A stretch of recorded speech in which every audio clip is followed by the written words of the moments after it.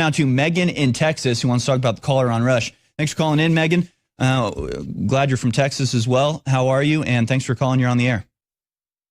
I'm great, thanks. I just have a little bit of a message that I want to put out there to every elected Republican from the Senate all the way down to the local dog catchers. That caller on Rush, the epic caller earlier this week on the War Room, that's my husband, the guy on TikTok. These are not the minority anymore. These are 80 million patriots strong, and we can mobilize 1 million people at the drop of a hat. Let me just remind you that you serve at our pleasure, or at least you're supposed to, and you answer to us. 80 million patriots in this country will spit you out, and there will be a reckoning. Make no mistake. Read Revelations 3:15. That applies to you all right now. You need to stand up. We've walked through this country for 4 years. We've been ridiculed. We've been laughed at. We've been called racist. We've been spit at. We've been beat. And nobody has stood up for us except that man in the White House right now. And it's time for the rest of you to grow some flippin' cojones and stand up for the people who put you in your place. Going.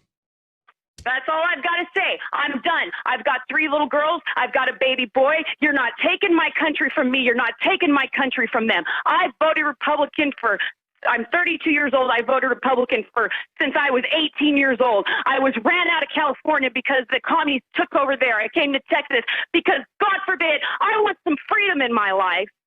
And I'm not going to let my entire republic be taken away from me. And like I said, there's 80 million of us out there, and we've got a list too. And we're watching what you all are doing.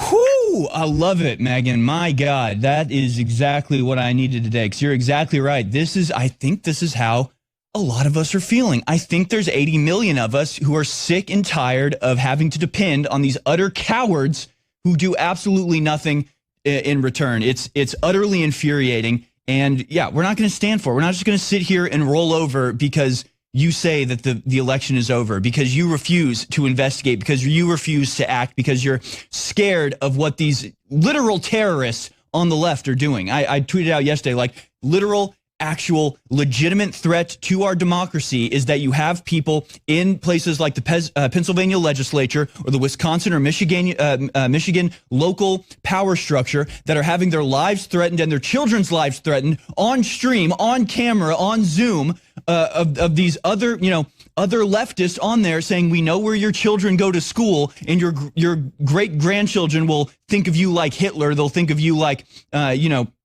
one of these traitors and racists who will be cast to the dustbin of history. And they're saying this. I mean, this is the type of chutzpah that they have. This is the type of terrorism that they're wielding, and Republicans are just bending over to it. Like, if you want to play that game, we can play that game, but we don't just make threats. Like, we're going to actually go really, really hard very soon if you don't do something to fix this. And my God, I'm so ready for it. Megan, you've given me a second wind here.